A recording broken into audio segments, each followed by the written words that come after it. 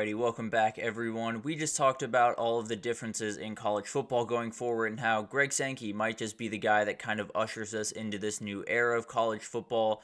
But now let's get into Analysts. Actually, before we jump into Analysts, I do want to remind you all we get tons of questions and comments throughout the show. And the best way for you all to get your question on the screen, we can have a fun back and forth here, is to use the tip and donation link at the bottom of the screen, GSMCPodcast.net. It's a huge help not only to us here at the network, but to you all. You get to kind of have a fun, interactive experience here, and I think that's always fun for the both of us. But let's jump into the analyst talk, and there's definitely a lot going on in college football right now. I think we all understand that. There's definitely some craziness going on and definitely a lot of things changing, and with that, there's a lot of new things to pay for. That's just kind of the nature of the sport right now. That's definitely something that will be very interesting to watch as we go forward. But one of the ways that it has been pointed to as a way to kind of subside some of the worries in terms of the financials coming up is possibly getting rid of analysts going forward in college football. And if you remember when we were talking about,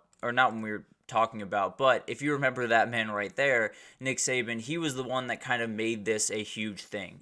You bring in former head coaches, former coordinators, just big time people that fully understand what they're doing in the sport. You bring them on on your staff for a absolute bargain, and you make them really, really good resources for you. So I think it's an incredible thing that absolutely has made Bama hugely successful. I think that's a huge piece of what Bama has done over the last decade, and I think Nick Saban would tell you that first and foremost. So he's had guys like Mike Locksley, who was a head coach at New Mexico before he came over. You had obviously Steve Sarkisian, Lane Kiffin. So has added a ton of really, really incredible guys throughout his career. I mean, Mike Locksley and Steve Sarkisian, while they were there, were making $80,000 combined as analysts at Alabama, and I think with two Power 4 coaches at this point, that's an absolute bargain. So absolutely remarkable that he was able to get those guys on that roster. You also had Billy Napier found his way into that kind of group when Nick Saban brought him over as an analyst, and he brought that over to Florida. Now, didn't necessarily work as smoothly as it has in Bama for Billy Napier at Florida, because he brought in a ton of people. About $5 million were put towards the off-field analyst staff and other personnel like that. He also brought in what's called a game changer coordinator. I don't really fully understand what that means, but the reality is it's not necessarily always the best way to go about business, but it did play a huge part in what Bama was able to do. I mean, Mike Locksley and Steve Sarkisian were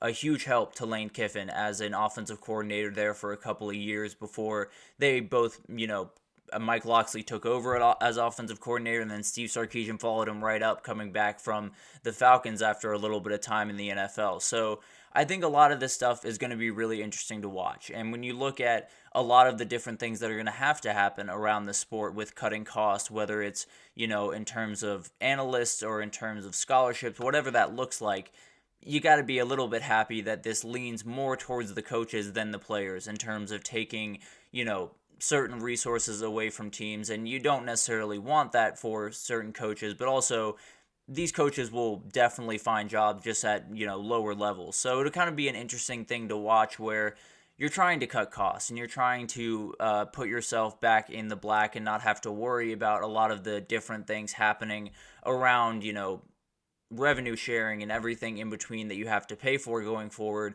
But the reality also is, some of these schools have the ability to deal with that while still having some of these analysts on staff. So it'll be really, really fascinating. I mean, there used to be a cap on the 10 on-field assistants that are allowed to coach players during games, and that has been eliminated. It was eliminated last month by the FBS Oversight Committee, so definitely a huge kind of twist in this whole thing. And although I think most of those numbers will likely be around that 10 or even below that number, I do think there's some teams that are more equipped to kind of keep the status quo, as it were, in their program and keep it moving. So maybe it's the Texas, maybe it's Alabama still, although it seems like Kalen DeBoer is kind of moving away from that slowly.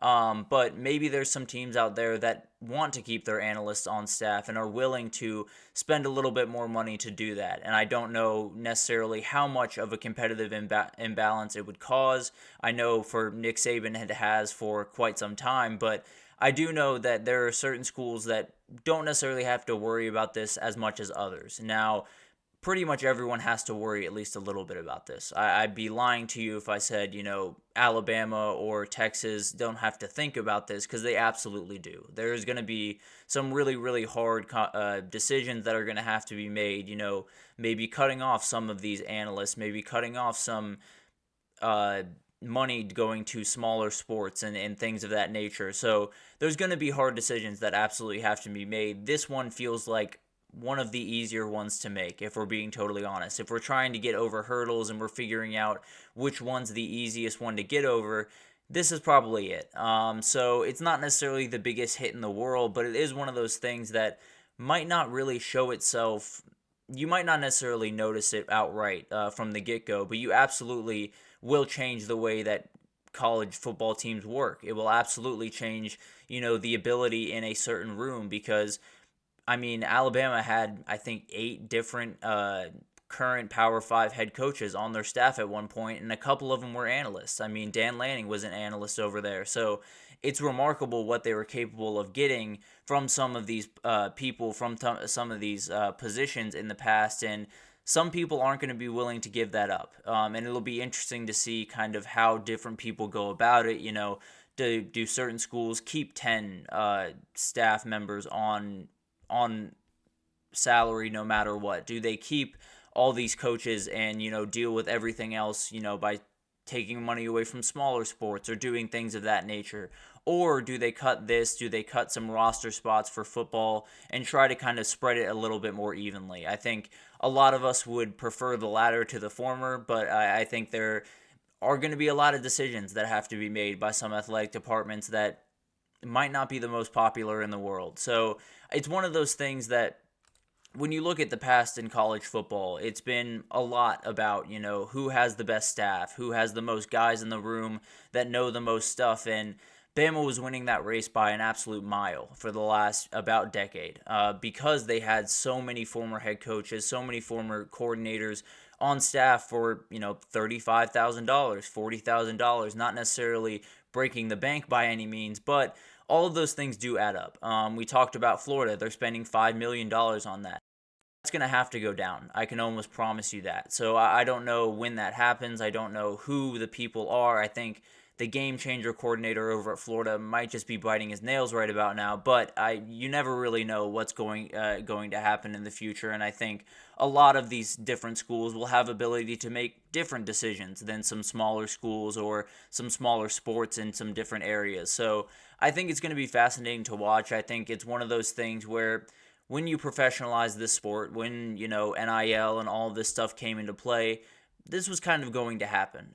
There was going to be places where you're going to have to cut some costs, and that's just kind of the way of things. In the NFL, where it is a fully professionalized sport, there's only 53 roster spots, and they're trying to take it down from 130 to 100 in college football. So you're going to have to start cutting costs some different ways, and it's going to have to get a little bit ruthless at times. So frankly, if analysts are the thing that we're losing and that's the only thing we're losing, I am okay with that. I can live with that. But, it's definitely going to go further, and it's definitely going to have a lot more reaching implications than we probably think right now. But this is definitely a big shakeup to the way that college teams are going to work. 2024 might be the last time that you see 4 or 5 former head coaches on a sideline for a team. Will Muschamp is still over there at UGA. I think he'll probably stick around because he is so important to that staff. But some guys will be, let go. Some guys will fall off, and maybe they'll find jobs at a lower level and start helping some smaller teams make their way up, which I think would be great. But it is definitely going to be a little bit of a wrench thrown into the works of some of the big-time teams out there that have leaned on these guys really, really aggressively. And some of these guys are hugely important to what their teams do. Mike Loxley and Steve Sarkisian, I think, Nick Saban would tell you and Lane Kiffin would tell you they were hugely important to their success during those years because they were really good at developing third down, red zone type plays that got them in the end zone. And I think there were a lot of big time plays during those seasons that you could probably thank Steve Sarkisian and Mike Locksley for. And it's because they're two of the best offensive minds in the game. So this is going to be a really, really interesting thing. It puts even more earnest on the coaches that are there right now and are safe in their positions. But it's going to be fascinating to watch how other teams implement this, how they go about it, and if they, shy away from this and they keep all their analysts and they want to, push a lot of money towards football, or they try to scale it back slowly and do that and kind of push money towards some other sports. So it'll be fascinating to watch. I definitely think it's one of those things that we'll see impacts of, but I think we won't necessarily know that they're big impacts until much later down the road. So it'll be fascinating to watch who is, staying on staff, who's not staying on staff, and how it kind of develops in these different athletic departments, these different coaching staffs across the country. But let's take our second break here. And when we come back, we're going to talk about the national title and how people have started to really bet on it. And there's definitely some very interesting trends that I want to break down for you, including one team that is getting a lot of bets when they probably shouldn't. But I'll break that down right after this, so stick with us.